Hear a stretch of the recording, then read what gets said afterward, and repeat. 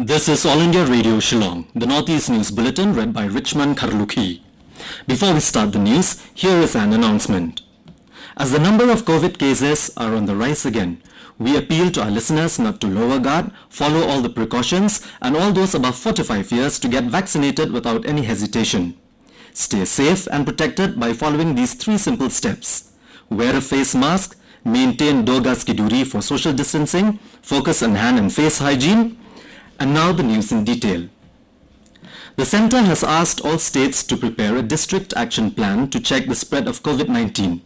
Under this plan, states have been asked to set up emergency operations centres with a team to monitor the indicators, growth and spread of the virus round the clock. Mapping of cases, area-wise review and formation of containment zones are other measures to be adopted. In a letter to State Chief Secretaries, Union Health Secretary Rajesh Bhushan said COVID-19 appropriate behavior must be enforced by the authorities. He asked states to involve elected representatives, local influencers and celebrities to ensure COVID appropriate behavior among people. All districts with high caseload and fast growth of COVID cases have been directed to ensure 100% vaccination of the priority age group of 45 years and above in the coming 2 weeks. He warned that any complacency at this stage will have a heavy cost. The State Disaster Management Authority of Meghalaya has announced preventive measures to avoid risks due to heavy rainfall. The announcement was made after the Indian Meteorological Department (IMD) issued a weather warning for states in the northeast. Heavy rains will lash Assam, Meghalaya, Tripura and Mizoram till the 2nd of April. The IMD has issued a warning stating that heavy rain may lead to landslides, mudslides, flooding of roads and waterlogging in low-lying areas at some places in South Assam, Meghalaya, Tripura and Mizoram. Thunderstorms, lightning, hail and gusty winds with a speed between 40 and 50 km per hour are likely to strike the region.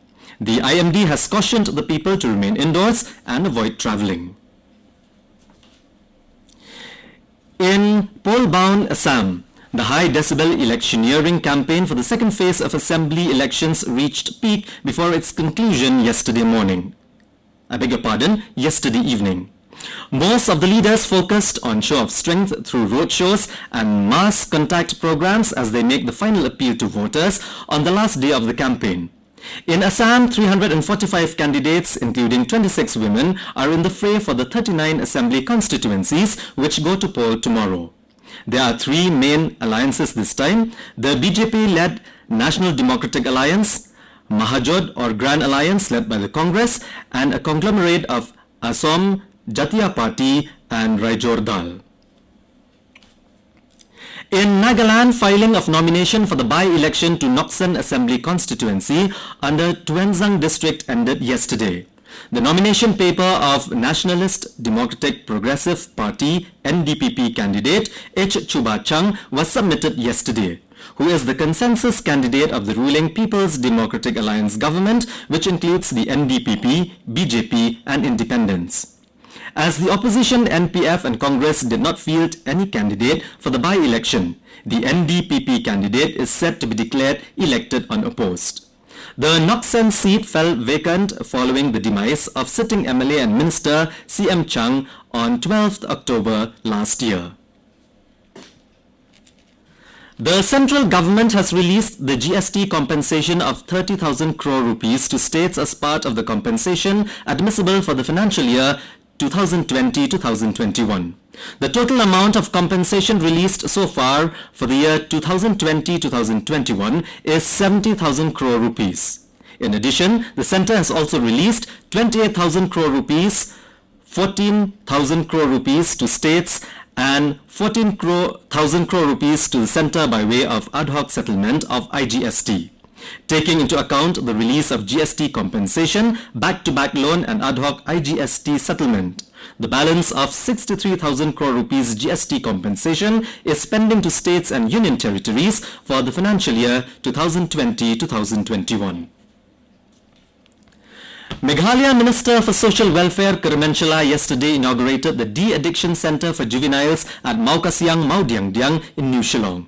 The De-Addiction Centre will be run by Kripa Foundation on PPP mode with the Social Welfare Department. It is the first youth de-addiction centre in Meghalaya. The De-Addiction Centre for Juveniles aims at reaching out to children and adolescents in the community for early childhood intervention and risks such as aggressive behaviour, which can be changed with professional interventions that focus on helping children develop appropriate positive behaviours and reintegrate them back in the society as productive and efficient citizens.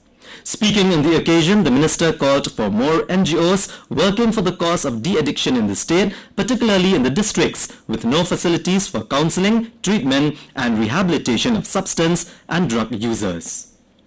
And with that, we end the Northeast News Bulletin from All India Radio Shillong. Have a nice day.